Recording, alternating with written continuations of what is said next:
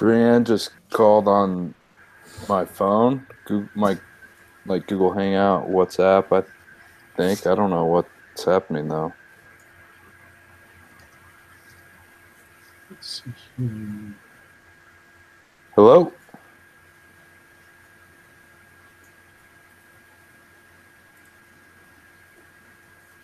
D2, you started this. Can you send her an invite from within the Hangout? So just the link? I don't know how to do that. Do you know how to do that? I thought it was fairly apparent, but I'm not seeing it. So See chat, share screen, cameraman, control room, recent apps.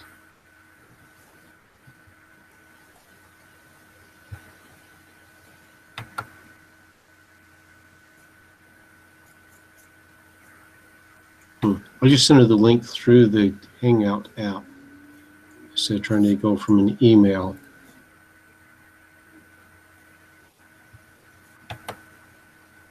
Oh, I think I know what you mean. Does anybody recall?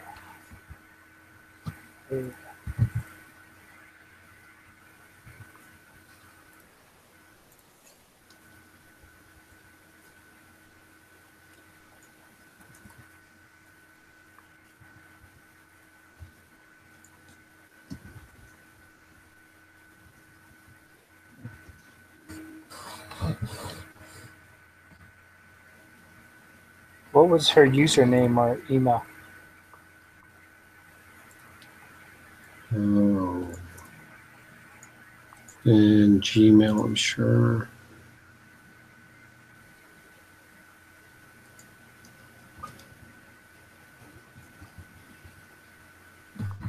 Carla, C-A-R-L-A, Brienne, B-R-E-A-N-N, at gmail.com.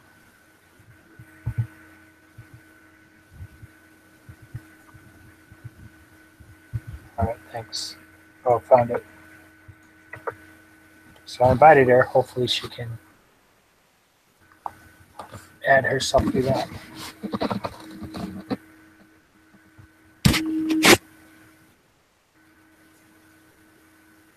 D1, are you the lead on this, or am I mistaken?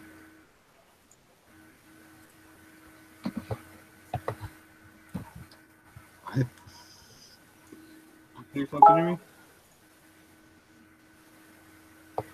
Are you the leader in this group meeting, I thought? Yes. You want to take it away? Okay, so we're not going to wait for Brienne today? I mean, she can join us, but we're already behind. Okay. Yes! Success! There we go. Oh, my land's negocious. I was waiting for you. Oh, sorry, guys. Yeah.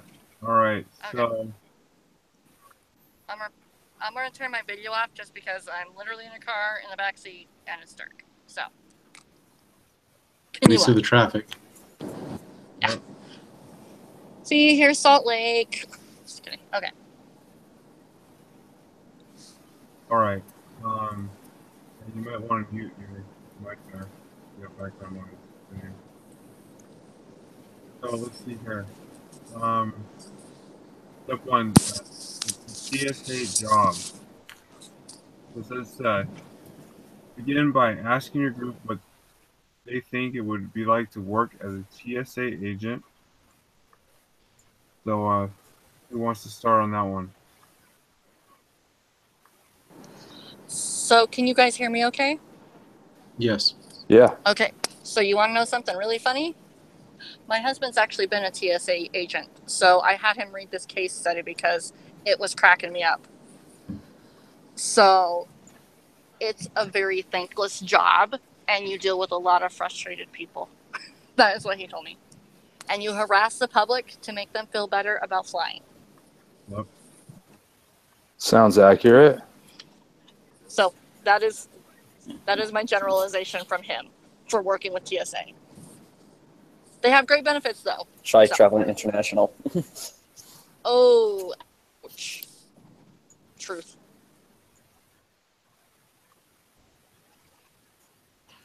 I think it'd be very, That very hard. seems like a lose-lose. Like, if you're not doing your job, people are like, hey, they're just letting anybody go by. And if you are doing your job, you're like, why are you picking on me? You know I'm American. It's just ridiculous.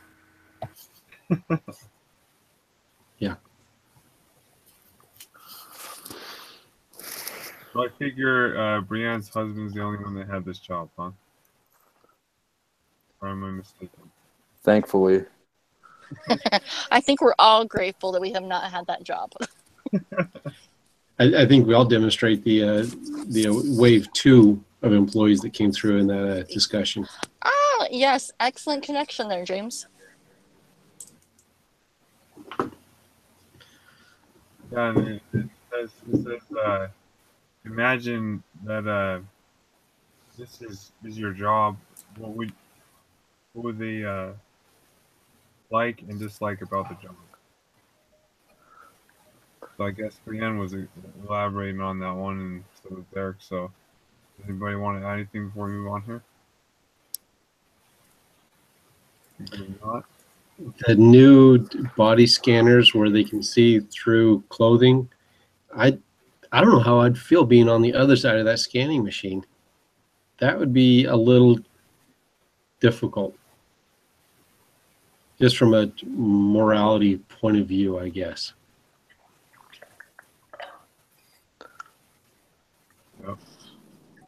No doubt about that. Well,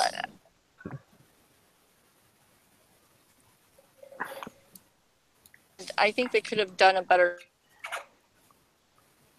technology we have. They could have come up with a better X-ray than that one for sure. Yeah. All right, so you ready to move on to step 2? Okay. Let's see here. In this part, yeah, it says ask a specific member of your team. I'll say with let's see here, James. What should O'Reilly do about Sanchez?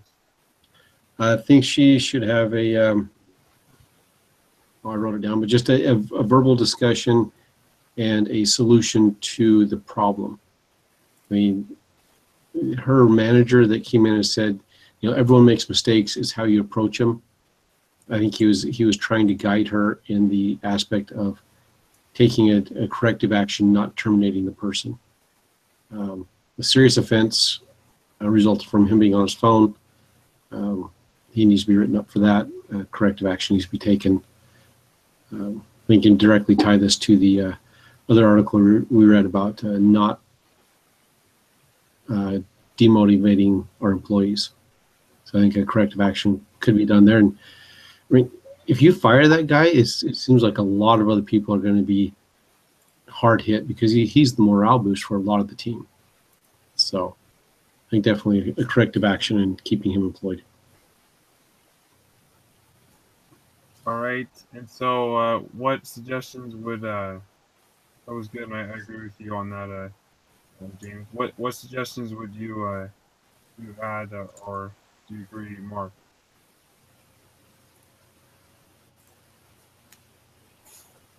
Okay, we get the thumbs up, right? All right. I can't talk very much tonight. Sorry. Yeah. Okay. Let's see here. I would say do a So- no phone policy in the sense that everyone would have to turn in their electronics while working and can only check it during break or lunch because, I mean, everyone's distracted by their phones these days. It's just too easy to be. And if you think about what he used his phone for, I mean, oh my goodness, like, he should know better. Just to tell your daughter, like, hey, make sure you do your homework so we can see each other on the weekend. Like, I don't know. I mean, I get where his heart is, but. And then they said the scenario is that if they do demote him, he's going to be in the same position that he was when he got caught doing that? I don't know. So you can't get much lower than that, right? Well, but like he's in that position because he chooses to be in that position. Like he was talking about his tenure with the company, and he's had opportunities to advance to the LTSO and the SLTSO, whatever. But he likes being with the people. I guess my thought is, I know when I've worked at jobs when I've been there for a while and I feel comfortable, it's usually like those really simple rules that often kind of get like slushed to the side, where I'm not really, oh, well, like, yeah, we have this rule, it can't be on the phone, but I've been here a while, it's, what's the harm? And so I think everything that's been said is kind of my suggestion, but kind of getting back to those basic rules, and hopefully with an experience like this, where there was a huge breach, like you can have a better understanding of why some of those rules are in place. For sure. My wife went and she worked as a life flight nurse for a while, and when she was trying to get on with that, there was a life flight helicopter that crashed, and of course you can't use a cell phone while you're flying, just because of the level of concentration that's required. But this guy had used his phone when he was sitting on the landing pad, and then he forgot to check the fuel. And just that one momentary distraction when he wasn't flying, he should have been doing something else, caused a crash. So no cell phones is definitely, break times, like was mentioned earlier. I think it plays a key role.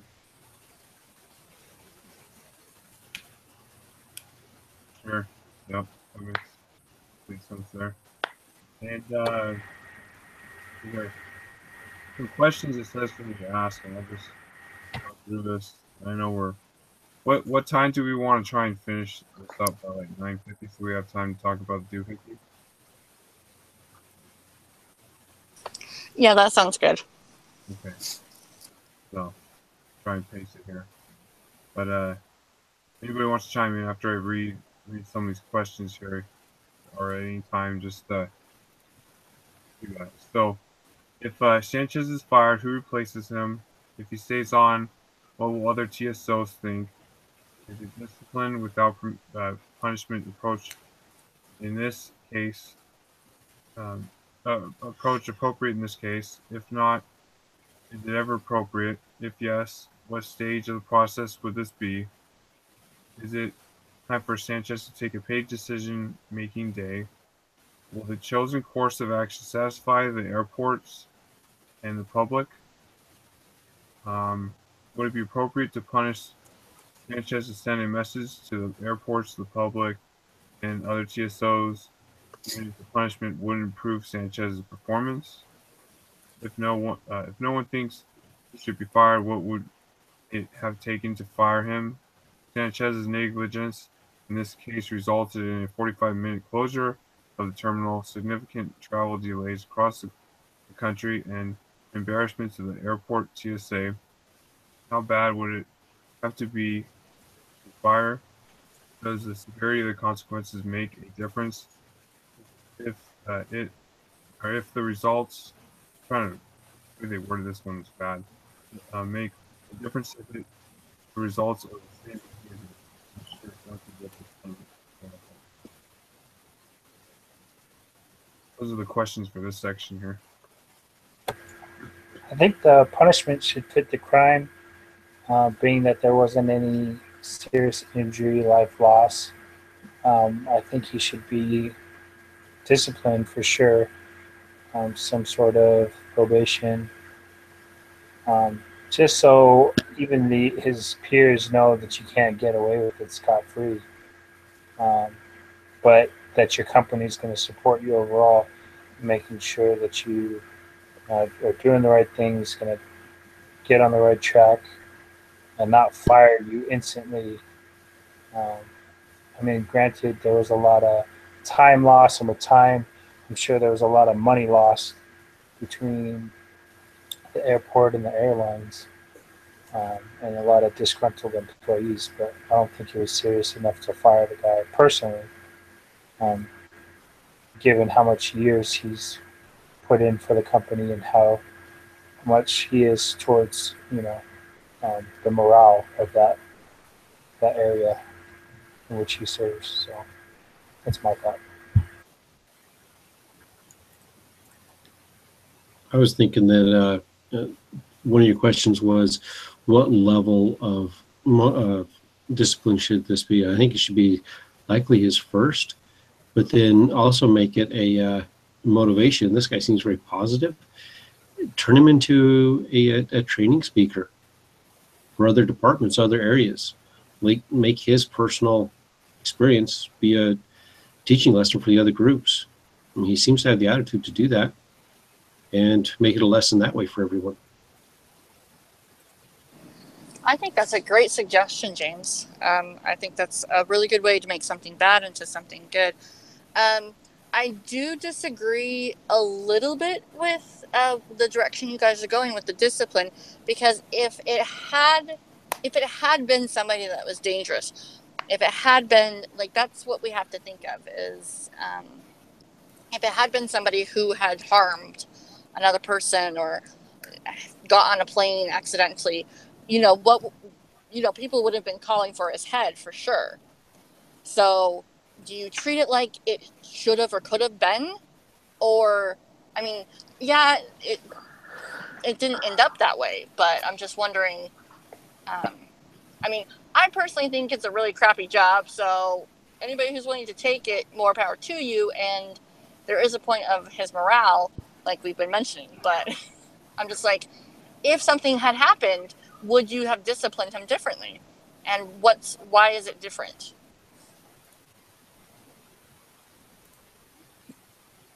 Yeah, I kind of agree with your stance, Brianna, or Brianne. I know nothing was done, but what I was thinking about is like, so what if you brought in a bomb without a detonator or a gun without a firing pin?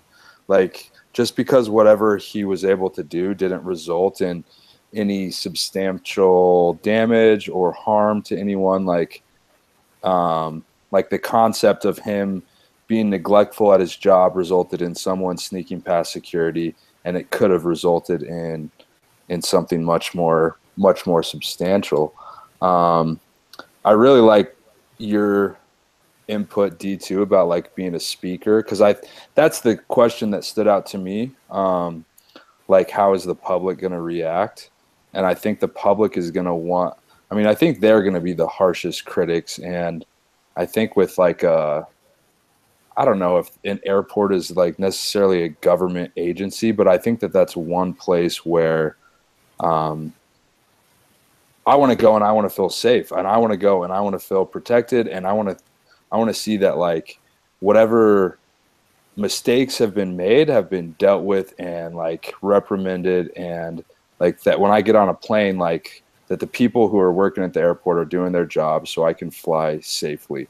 And I think if you can make an example out of him, not necessarily by firing him, but by like employing him to say, look, this is what I did and this is what happened, and thank goodness nothing resulted, but I'm allowing this mistake to try to motivate and instill that level of commitment to the job and what I'm there to do. I think that could kind of check that box for the public. But I do think like some level of consequence, fairly substantial, should be employed.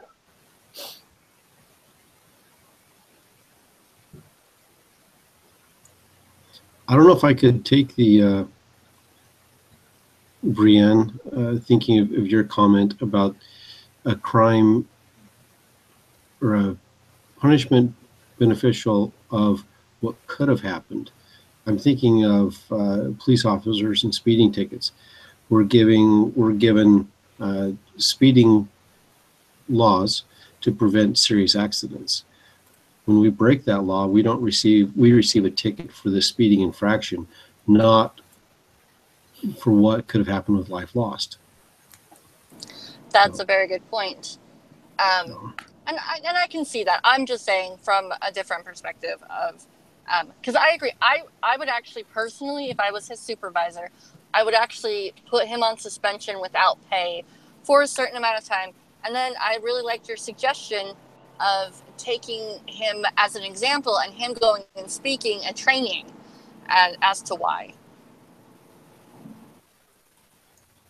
Definitely complicated. And I think it was the first time this manager had to approach it because she was so conflicted with what to do.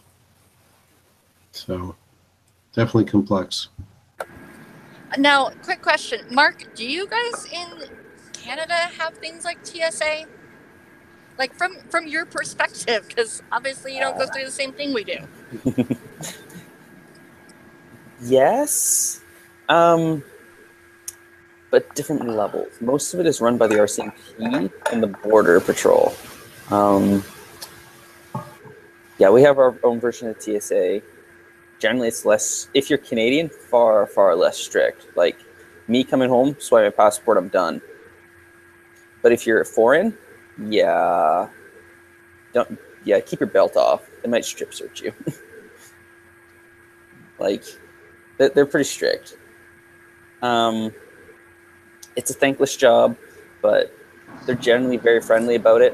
I remember coming home from Idaho, and first time coming home, there was this dude with a Punjab hat, or what the heck is, you know what I'm talking about, the big turban. That's it. I'm like, oh my goodness. And I was able to joke with him. It's like, you are literally the first brown man I have seen in 6 months. And he just laughed. And this is the dude who's taking my passport. And it's like, they're a little more lighthearted, but at the same time, as long as they're doing their job, right? If that makes any sense. Now, they drop the hammer if they're not doing their job, like, big time. Like, I remember being in the airport, and this lady had a visa her visa was like a month expired. Yeah, she got basically dragged out of the airport and deported back to her home country. Like, thrown on a plane and said, goodbye. See, I kind of like that. I'm not going to lie. Yeah, I kind of mean that way, though. Yeah, Canada has a very interesting stance on illegal immigration. Our stance is we literally if you're an illegal alien, we know you're there. If we don't want you here, you're gone whenever we want you to be gone. So that's and kind yet of we're our the stance. main ones. Mm-hmm. Yeah, I know. It's the Canadians who are literally going. Literally, when we're picking little Chinese ladies and throwing them on planes and saying bye-bye without even a second thought, it's the Americans who are considered the bad ones. Okay. That's the way the media portrays it. Exactly, right? It's like, we don't have an illegal immigration problem. There was, I think, a bunch of Mexicans last year who literally went on their whole strategy to get in. They knew they couldn't make it into the States because, your border of doom and snipers and all that. They figured the Canadians would be nicer. So they literally jerry-rigged a boat, went around in international waters and came into Canadian waters, and they figured that the boat was so rickety that there's no way they can make it back. Like, just no way. So they figured the Canadians have to take them in. Yeah, the Navy showed up and pointed guns at them and said, yeah, bye-bye. Your options are sail back or go to jail. And then we'll send you back to your jail. Wow. Okay, so I'm not feeling so bad about TSA right now. Yeah, they're kind of nice. Those were the two options they were given. And since their boat was literally sinking, as, they sabotaged their own boat because they figured if the boat's sinking, the Canadians have to take us in. They all got arrested and deported. It's illegal, so deal with it. I'm sorry, I'm like dying laughing over here because I'm just like, oh, maybe I should move to Canada. Yeah, just don't do it illegally. If you do it legally, you're golden. I would totally do it legally. Anyway, okay, but that also goes to show you. So we're thinking from a very soft-hearted, humanitarian kind of thinking, which isn't a bad thing because people like us, ish. So you want to know if this guy would be fired in Canada? Yeah, would he be fired in Canada? At the Toronto International Airport, yeah. Bye-bye. Now, what if it was like at a Rexburg size airport? Does it depend on like the size of it? Well, Canada's interesting because the difference between most of our 90% of our population is concentrated around cities. We don't really have too many airports like Rexburg size. We just don't. There's a few scattered here and there, but those are really, really rare. So most of the airports in my country are big ones, really big ones. So they're very strict. Like all airports are generally concentrated around major cities. The only exceptions are the ones that we have to have that go up to the north, and those are just like the weird offshoot ones. The Victoria International Airport isn't that big, but it's an international airport, so super strict.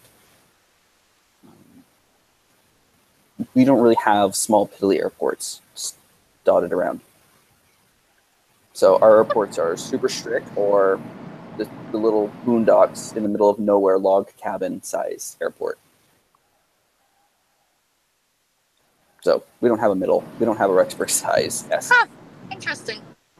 Well, yeah, Okay. most of our population is city-based. He would have been fired because he would have been at an international thing. But, okay, and I can't remember because obviously I don't have it in front of me, but did Sanchez have, like, two incidences in the past, like 3 years that he's worked there, or am I thinking of a different case? From what I remember, there was a previous incident. Correct me if I'm wrong, others.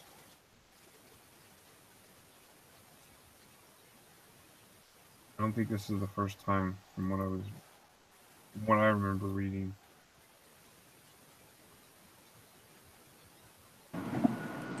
So if O'Reilly is getting pressure from the other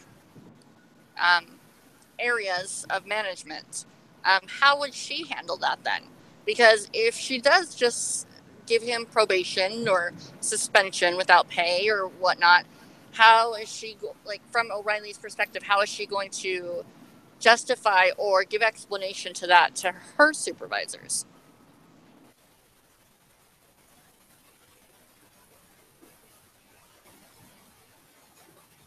I don't know if 3 strikes you're out applies here. That's my question.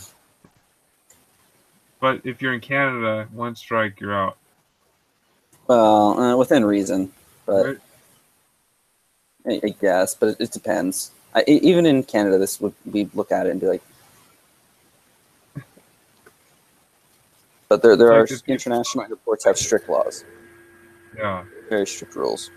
No. Brianne, what does your husband say? They're also paid ridiculous amounts. So, my husband's opinion on this. Hold on, he's in the car with me. What was your opinion on what should have happened? Well, the supervisor should have gotten in trouble. Oh, that's right. The supervisor should have gotten in trouble for not noticing. He was giving an example of a situation where he worked, where one of his coworkers got in trouble, and the manager went on record saying, "Oh yeah, I saw it," but he was actually in his office. He was told about it. So that's the other thing is, if the supervisor is not walking around the floor and paying attention and correcting these things, that they should have gotten in trouble as well.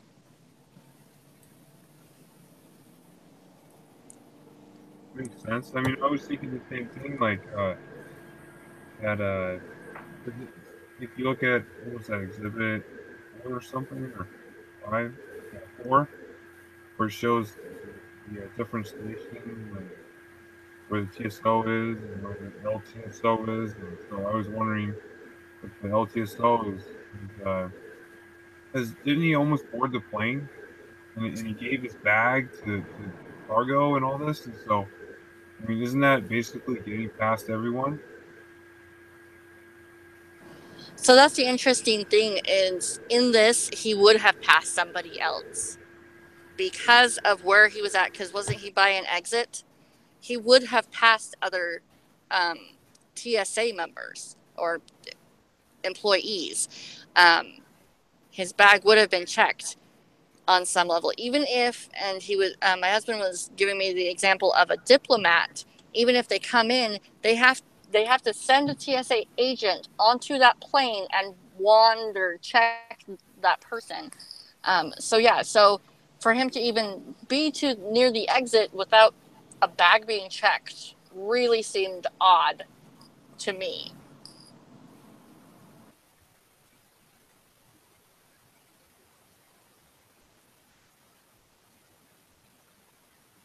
I'm trying to find where it potentially mentions a previous incident of cell phone infraction. I don't see one offhand.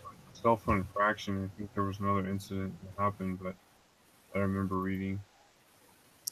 I don't know where it is. Yeah.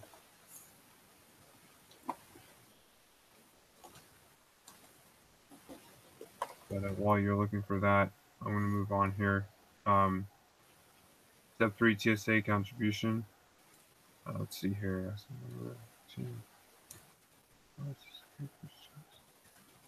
Okay, that was good. We were going into that part where it was saying that was a security breach entirely Sanchez's fault. Why not? Why not? I think we covered that. In what ways did the TSA contribute to the breach? Anybody have any thoughts on that? I have a lot of thoughts on that. I know you're all so shocked by this. I can tell. No, so here's the interesting thing is that with being even an X-ray technician, because again, I had a long conversation with my husband about this. You would be amazed at what gets through because things look like other things, and so I can, like, there's a lot of holes and flaws in the system itself. So dependent on one person, that is where actually I find it unfair. Yeah, he probably shouldn't have been on his phone, and I honestly wish that people would not use their phone at my job, and it's not even security reasons. It's just sheer distraction. But the system is flawed because items look a lot like other things, and it's easy to fold something into it. It's kind of like that. The reason why you have to take off your shoes is because somebody actually did like a shoe bomb thing. I mean, That's really pretty ingenious. Hey, they tried to kill Castro with a cigar bomb. Was it a Cuban cigar bomb? Yep. That was the irony. Okay, I was just being facetious. No, it's comical. They actually teach us some fun stuff in Canadian history up here, particularly stuff they don't like to teach in American history. Yeah, the amount of times they tried to kill Castro is hilarious. It becomes Looney Tunes level at some point. But, From what I found on this guy, Sanchez, he had some problems earlier, and he had to recertify 2 years ago due to poor performance on screening audits. But she had always considered that an isolated incident on an otherwise strong record. So I think that was his issue. Yeah, so screening audits is essentially where they put things through, purposefully, in order for the TSA people to catch it. So that is what he failed at. So. Good to know. And what could they have done better to prevent the situation? Do you have any thoughts there, Ben?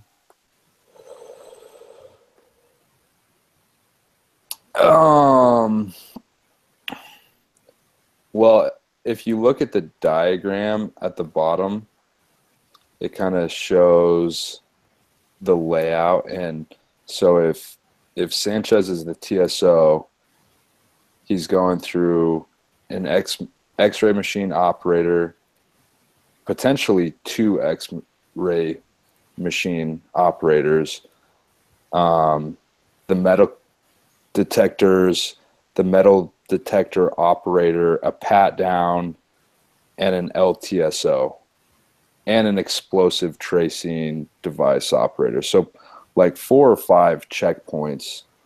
Well,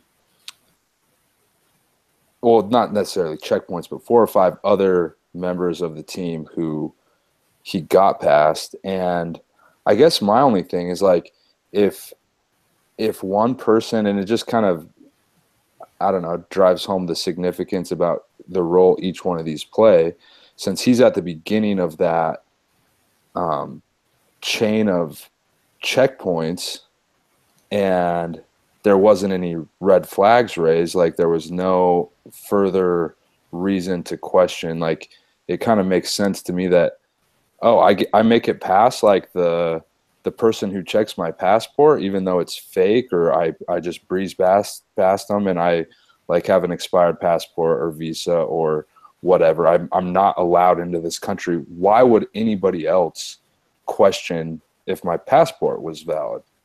And so with him being the first person in that chain of checkpoints, like I don't know that there was any cause for anybody else to really have a raised suspicion that he, I mean, I know it says he ran through. I don't really know what that means, but I would assume he just was in a hurry and made it past that first dude. I don't think it gives a ton of light on that. So how could they improve? I think communication between the two of them. Obviously, Sanchez not being distracted with his phone. But then other people paying attention. If somebody else were to have seen that, like it would have been really easy. And I think it's a passenger or another just person in the airport is the one who reported it after seeing it. So, I mean, it sounds like there's a handful of people who kind of let it slide. And I think just communication and attention to detail on all levels kind of was foregone in this case. Agreed. Yeah, and that brings us to the next point in this section here. So I'm gonna run through these. These additional questions that I'm gonna follow up with are: are there appropriate policies in place to prevent security lapse? What could TSA do to make the TSA job more meaningful? How do TSA hiring practices contribute or hurt its mission? Ask each of your team members to make a decision about what percentage of the breach was Sanchez's fault and what percentage was the TSA's fault. So how just give me a number is what's saying here on that one. So that's the last for this part. My vote is 50-50. 50-50 makes sense. What does D2 think? I think 50-50 as well, mainly because he's the first checkpoint, so a lot of it should rest on him. But I mean, he's not the last checkpoint, so the rest should be on TSA. They should take some responsibility on that. And James?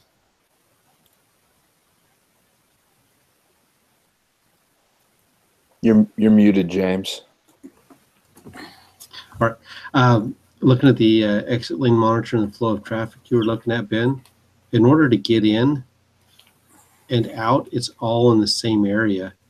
So I'd almost want to give a 60-70% to TSA and then the rest to Sanchez, just because that's the weak link.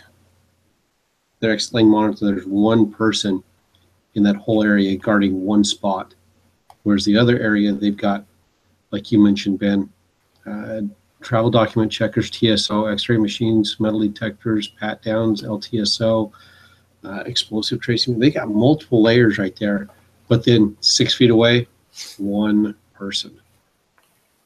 So I'd give more to the TSA in their layout. So my thought. I think that's a great point because, yeah, if you ever go to the airport, there's always them right by the X-ray machine, but throughout. Yeah, I think that's a good point, James.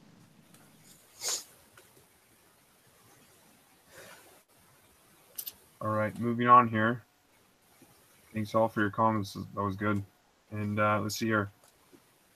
So this part is role play. It says choose 2 people in your group to role play a discussion between Mina O'Reilly and Ludo Sanchez. Try to choose a woman to play O'Reilly. So Brianne gets that by default, and a man to play Sanchez. Do your best to select people who will take the role seriously and act the way these people really would. So, keep that in mind.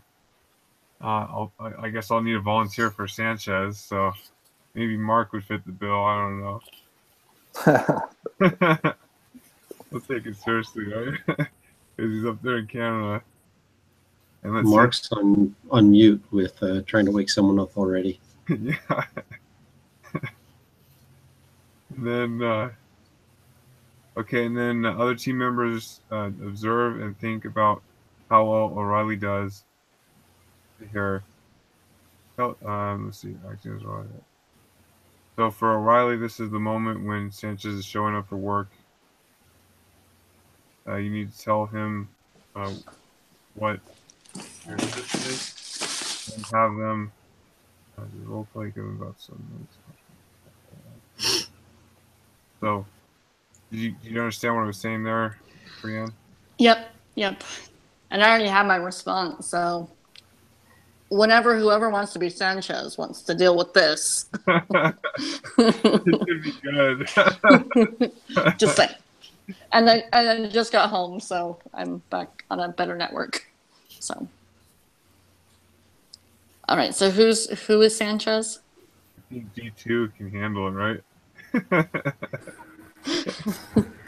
All right, supervisor, go for it. All right. So Sanchez, we need to talk about what happened the other day.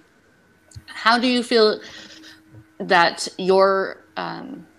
how do you feel that it was handled, and what do you feel that was missed? I really did mess up. I don't know what I was thinking. I shouldn't have been on my phone.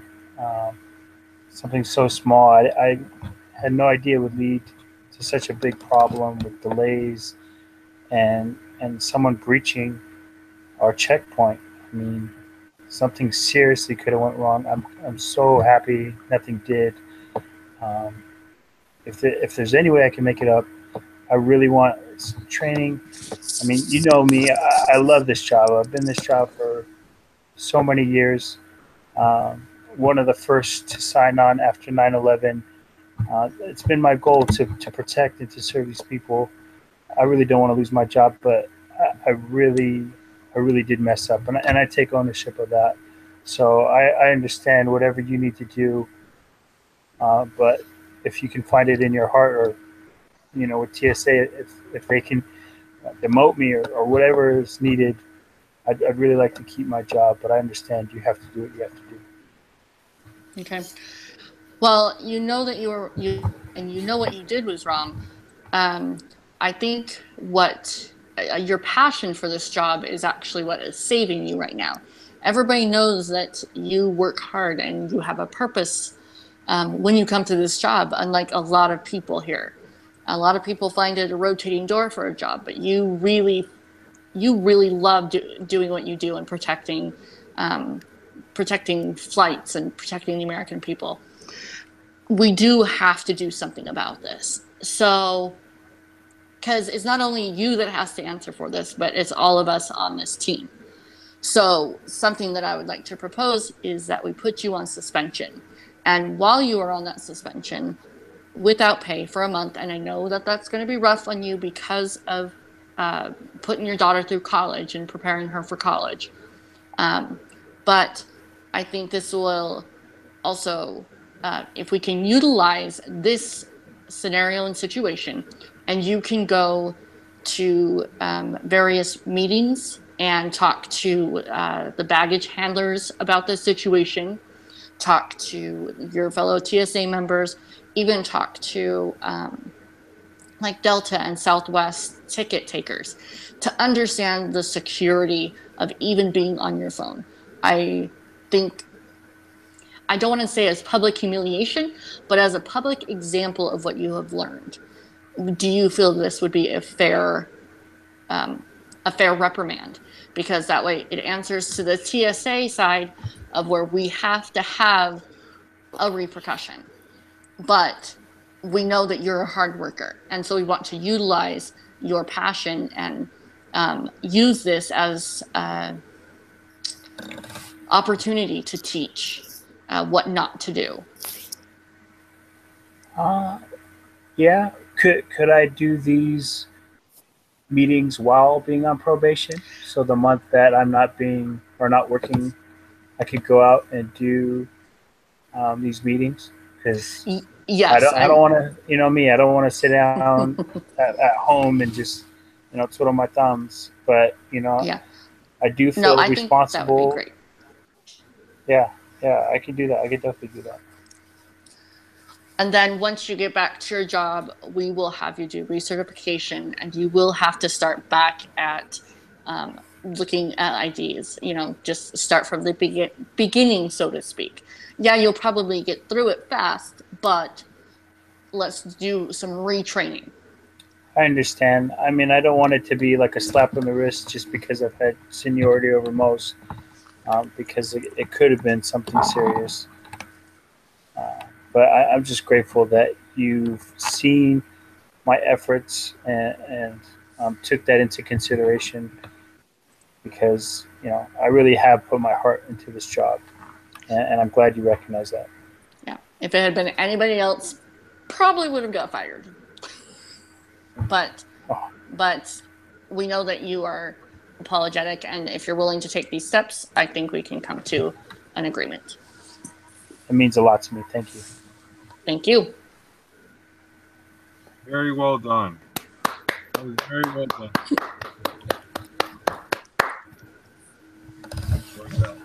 Yeah, so after such a great role-playing session here, what did the observers notice? And here's some other questions here. So, did you think O'Reilly did the right thing? What would they have done differently? And then those two questions you can think about, and then we'll go from there. And anybody can chime in here. I'll chime in real quick. What's our timing for discussing doohickeys? And then I think Sanchez was very sincere in wanting to keep his job. He didn't approach it with an attitude of insolence. He was very aware of what had happened, which I think made a lot of helped guide the discussion or the conversation with O'Reilly.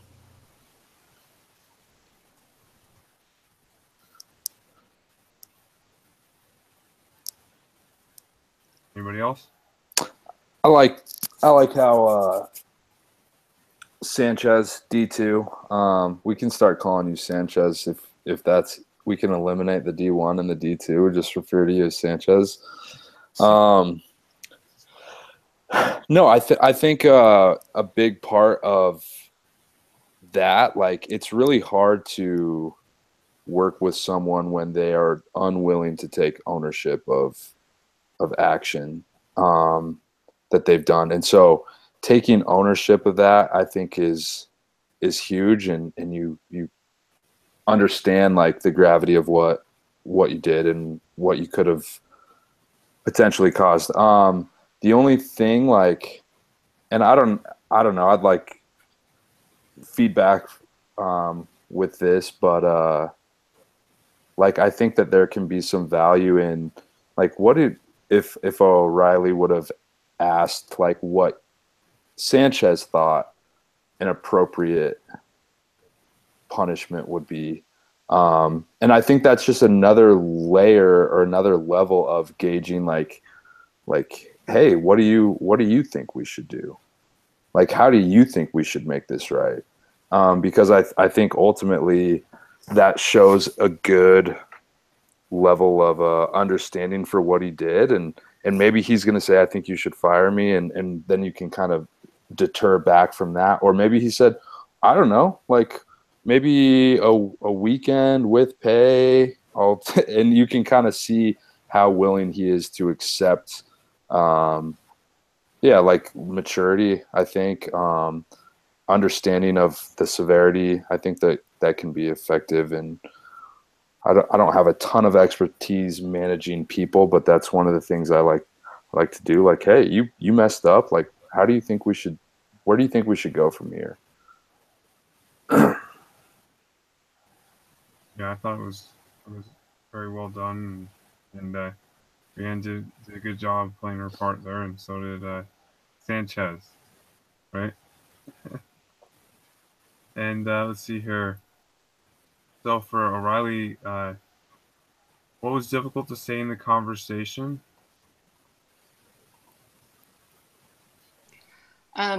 Just the fact that, like, honestly, somebody's future is in your hands, and so you want to not put them down, but help them realize the severity of it. I think that's one of the hardest things about being any sort of manager, is when you have to discipline, because being a leader over people does require reprimands at times. And I think it's hard to find the right words and right encouragement and motivation to keep the employees motivated. And not to have like the person blow up on you and try to like keep it. Yeah, Yes. to keep it like what I would consider like on a high emotional intelligence level. Well said. So let's see here. And then for everybody finishing up this section, how would you tell someone you respect and care for that he is not performing? And then this is hard to do, and why?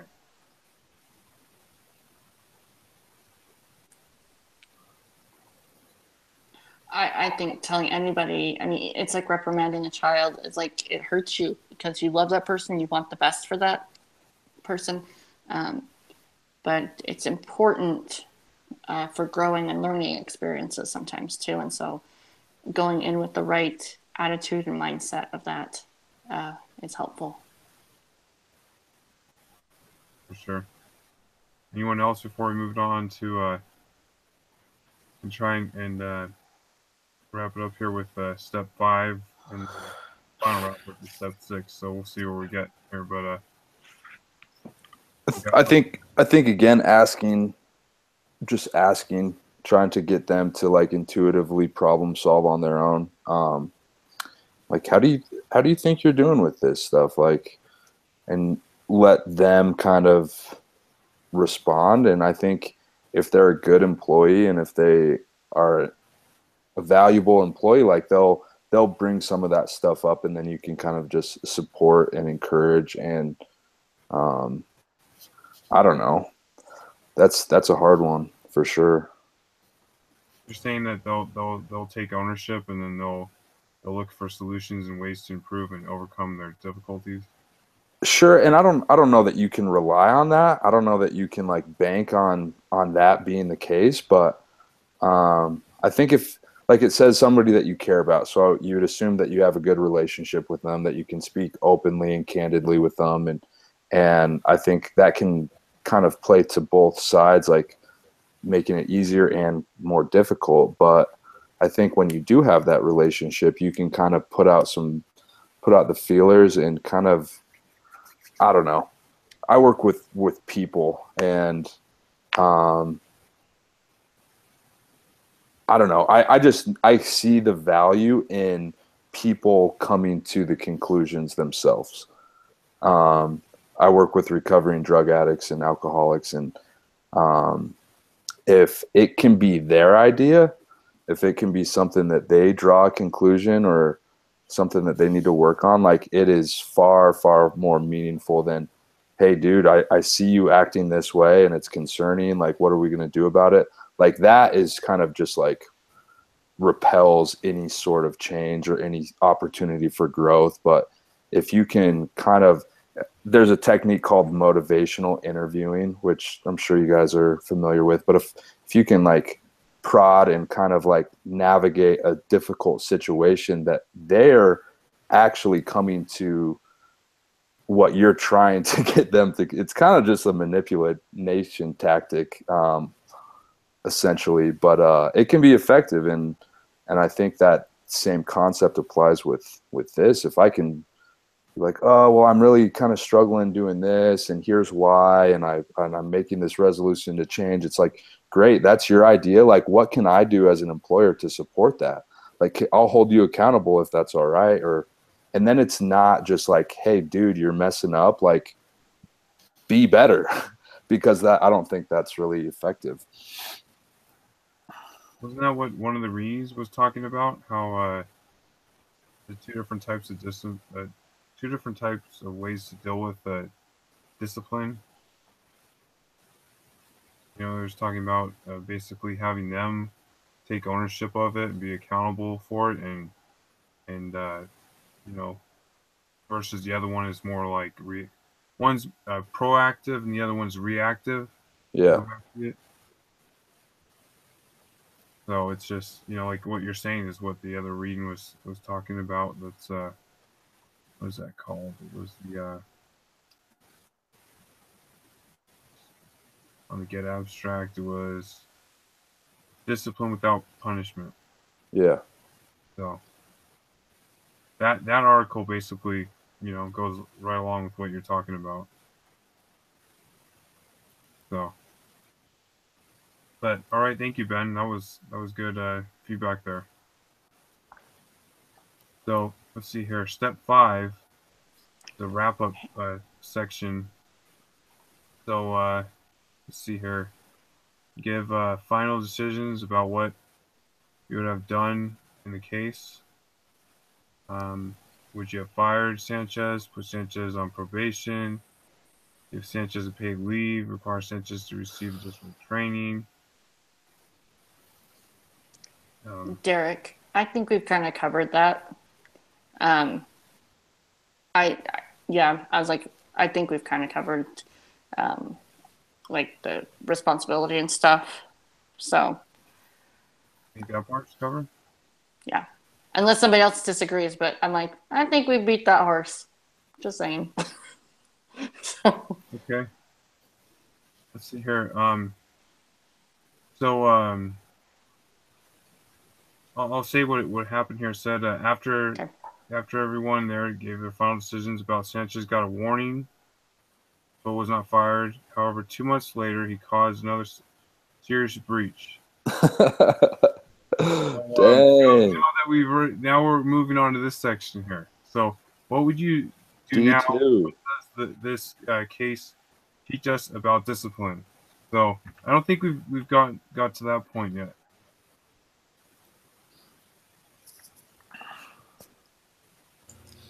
D2 gave his own solution there. Sanchez gave his own solution there. In chat, he said, "Fire me."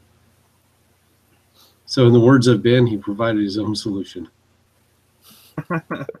So after giving him a chance, right?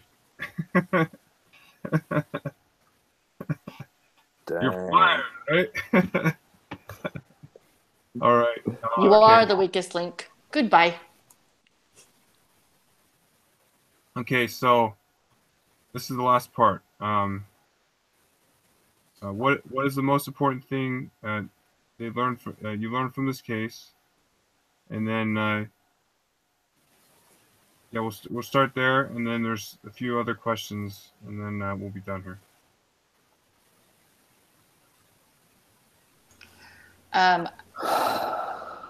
I think we've all learned that we try to look at the best in people, and we try to help motivate, but we can be wrong because people still have their agency and will make choices even after reprimanding. That is my conclusion of what I've learned. Okay. But I don't want to be negative. I don't want to be negative and think horrible things about Sanchez. Yeah. Sanchez appreciates that, right? I think my hardest thing with this is the patience to deal with the fallibility of people. Not everyone's perfect, and I run out of patience. I mean, I'm having to learn that with my kids, but I understand that they're 3 and 4. I mean, if I come up with a 30-year-old who can't show up to work on time, I'm sorry. If you haven't figured it out by now, it's not my problem. Get out. So I have a hard time, and I've watched my wife manage people at work. She manages nurses. They've been through 4 years of college, and if they can't follow simple instructions, they're still employed. But I mean, you can't outright fire them because that's not the culture. And so I have a hard time with people who just can't do their job, and so it's a big babysitting job, is what my wife calls management. And if you have the patience for it, fantastic. If not, so hats off to people, to management. Hats off to people. That's what I've learned, or to managers. So I'll quit ranting.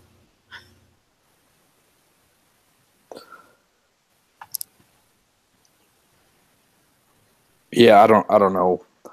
I have the opportunity. I manage probably 5 or 6 people right now, and I guess I see the value in finding someone who's a really good employee, because you certainly feel it when that is not the case. And so it's kind of like disheartening to see somebody who's like so liked in the culture and who takes so much fulfillment as a job, and like you think it can be so trustworthy as an employee to mess up. But like Brienne was saying, like, people have their agency, people are gonna mess up, people are human. And I guess, I don't know, for me, like, I've been told, like, I'm not here to be anybody's friend.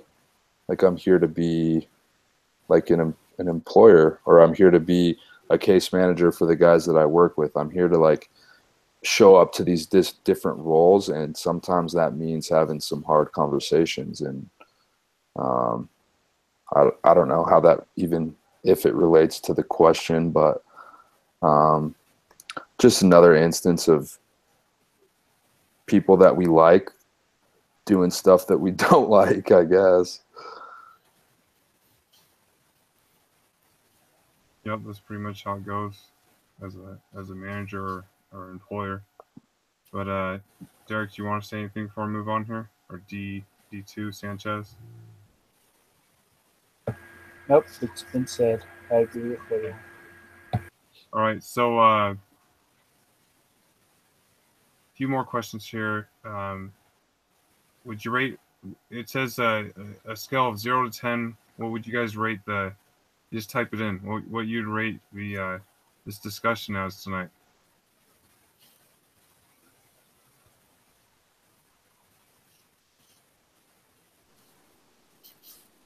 Eight? Sure.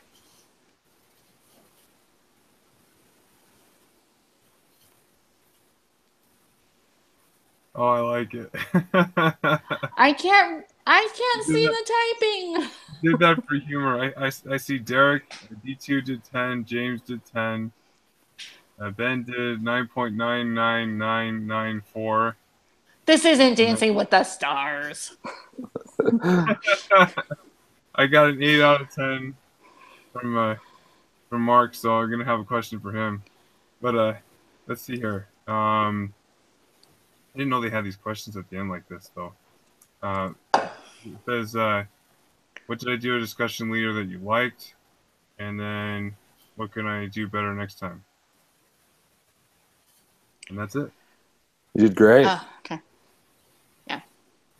The only thing I would recommend, Derek, is just reading through and kind of getting a flow, because it's just hard. You don't get all the questions. So that's my only suggestion, is just read through, get an overall view of it. So, but you did good. Yeah, I mean, I read it beforehand, and like you said, you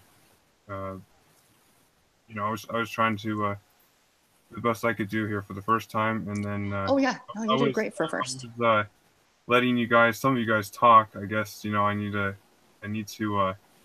interrupt Mark and Brianne at times. because they were the ones talking the most. But you know that's where the discussion went. So because that was what Mark was telling me. He was saying that stay more on task, but that was what I observed. So I don't know. I think most of us stayed on task, you know. So, but I enjoyed listening to your conversation. That's why I didn't interrupt. I can be reined in. Yeah, I enjoyed listening about Canada. That was good. It gave me some humor. Okay, thank you. Thank you everybody. And before we go, I don't know if D2 wants to take over for this, talk about the doohickeys, and we can wrap it up here. So once again, on our Google Doc, we have our next assignments. So go ahead and sign up with what you want to do. There's a few spots that are already taken. I think, James, we're going to have you be the lead. I think we discussed that, which is weird because next week it seems like it's a full week. I don't know how we're going to address that because if I am not mistaken, it says we have to have 2 of these Google Hangouts next week, which is ridiculous. It's Thanksgiving. I love you guys, but I don't want to meet you 2 times out of the week. I thought it was just saying we had to have 2 separate ones, not, but like, so Oh, we I would see. have 2 I see. groups. Is what I got from that. I think you're right. Does anyone else know how to create one? Because I can't create 2, because I would have to be the one to begin it. Yeah, I can create one. Just, yeah.